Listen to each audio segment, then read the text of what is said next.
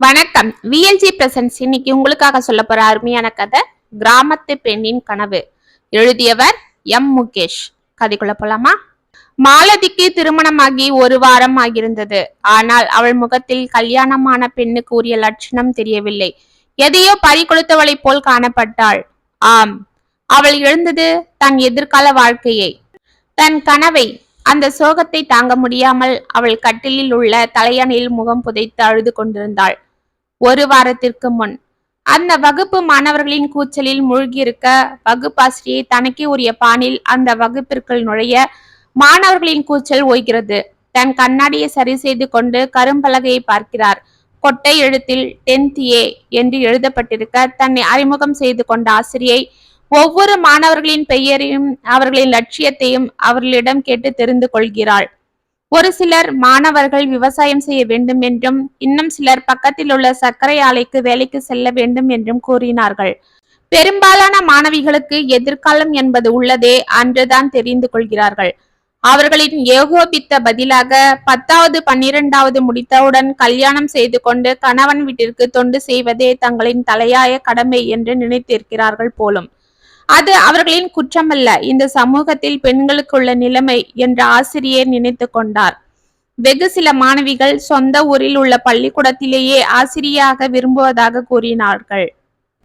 அந்த கூட்டத்தில் மாலதி மட்டும் நான் டாக்டராக விரும்புவதாக கூறினாள். இதை கேட்ட ஆசிரியருக்கு சற்று இன்ப அதிர்ச்சியாகத்தான் இருந்திருக்கும்.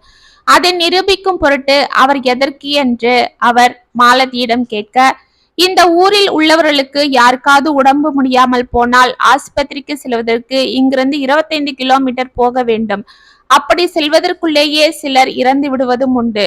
நான் டாக்டரானால் இந்த ஊரிலேயே ஒரு ஆஸ்பத்திரி கட்டி இங்குள்ள மக்களுக்கு இலவசமாக மருத்துவம் செய்வேன் என்று அவள் சொல்வதை கேட்டு அங்குள்ள மாணவர்கள் கைத்தட்டலில் அவளை நனைக்க தன் கனவு நிறைவேறிவிட்டதை போல் அவள் உணர்கிறாள்.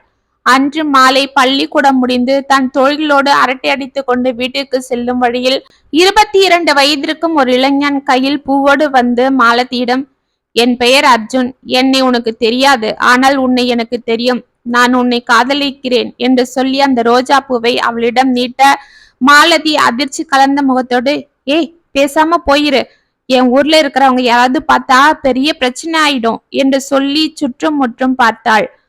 நான் உன்னைத்தான் காதலிக்கிறேன், உன் ஊரை இல்லை என்று தெனாவட்டாக பதில் கூற மாலதியின் மாமன் சுந்தரன் வருவதை பார்த்து வேகமாக அங்கிருந்து வீட்டை நோக்கி செல்கிறாள் மாலதி. வீட்டு வேலைகளை முடித்துவிட்டு கை கால் முகம் கழுவி படிக்க உட்காரும் சமயம் சுந்தரம் வீட்டிற்குள் நுழைகிறான்.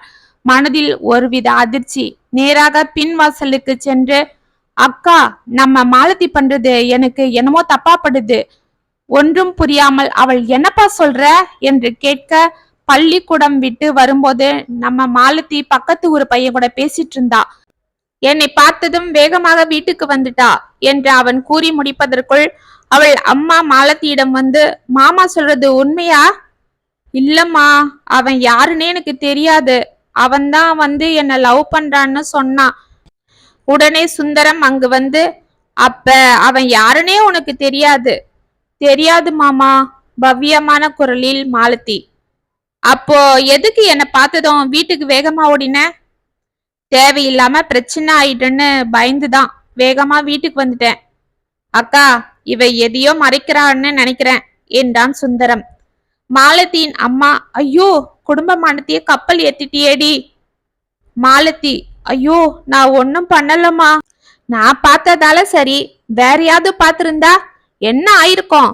அக்கா, இது சரிப்பட்டு வராது, உடனே கல்யாணம் பண்ணி வச்சிட வேண்டியதுதான். வேண்டாமா, நான் படிக்கணுமா, எனக்கு டாக்டர் ஆகணுமா. அடி கழுத, நீ படிச்சு பட்டம் வாங்கினதெல்லாம் போதும், டேய் நீ மாப்பிள்ளைய பாருடா என்று அவள் தாய் சொல்ல, பக்கத்து ஊர்ல பனியன் கம்பெனில வேலை செய்யற ஒரு பையன் இருக்கான், ஒரே பையன்தான், கை நிறைய சம்பளம், அவனையே பேசி முடிச்சிட்டவா, உடனே அவங்கள பார்த்து பேசு என்று அவள் தாய் சொல்ல, மாலதி, ஐயோ, இப்ப கல்யாணம் வேண்டாமா, நான் படிக்கணுமா என்று அவள் கதற அதோட பிளாஷ்பேக் முடிகிறது. தன் தாலி கயிற்றை அவள் பார்க்கிறாள். அது அவளுக்கு போட்ட விலங்காகவே அவள் கண்ணில் தெரிய ஆண்கள் எல்லோரும் அவளுக்கு யமன்களாக மாறிவிட்டதை போல் உணர்ந்து பிளேடை எடுத்து தன் நாடில் அறுத்து தன் உயிரை மாய்த்து கொள்கிறாள். தன் கணவன் இந்த நிலையில் பார்த்து அவளை ஆஸ்பத்திரிக்கு கொண்டு சென்றாலும் நான் பிழைக்க மாட்டேன் என்ற நம்பிக்கை அவளிடம் இருந்தது. ஏனென்றால் பக்கத்தில் தான் ஆஸ்பத்திரியே இல்லையே.